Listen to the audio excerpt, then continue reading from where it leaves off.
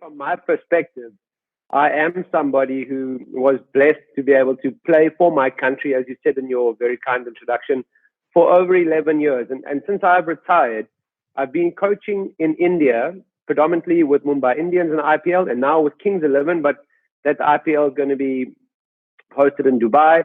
And I've spent a great deal of time being a corporate speaker at functions, at awards evenings.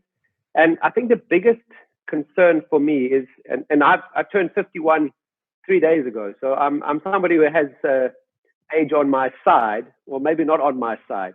And I've certainly as an ex-cricket player, was really fortunate that we were given a basic and a very basic understanding of what your body and what your system requires for you to play to the best of your ability.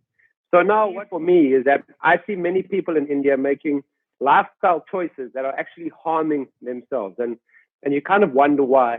And a lot of the times I'm doing my talks at companies with 300-400 employees, and generally a lot of the big IT companies have lakhs of employees around the world.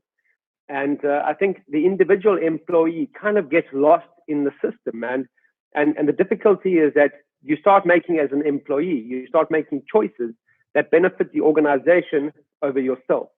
And my whole philosophy really is that, if you want to improve productivity of your staff and your employees, you really have to take cognizance of their mental and their physical. It's not just to the CEOs and the heads of various organizations, but to everybody who works in an organization, as well as sportsmen and women, elite clubs, people who want to improve their performance. And like I said, improving your performance is also about living your best life. And I think I am a pretty good example of that, in that the lifestyle choices that we make as a family, as I said, nutrition is really important, but our activity, our exercise is not going to the gym and pushing iron and trying to look like a Bollywood star with a six-pack and biceps. It's more about exercising. We have an incredible home in Cape Town with the ocean just in front of us. We have a mountain just behind my house. So we walk as a family. Our kids go on bicycles. We get in the ocean and we surf.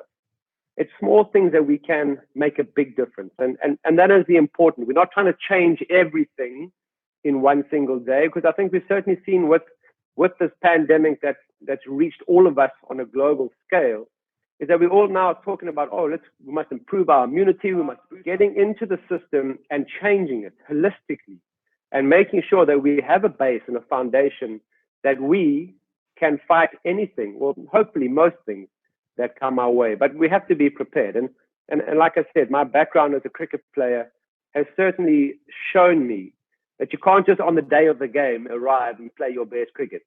You play your best cricket when you're prepared to such a high degree that come the game, you don't have to think too much. Your body just takes over. And I think that's where we need to get as a society, whatever country we're living in, we need to start taking care of ourselves from the inside and not worrying about what we look like on the outside. Right.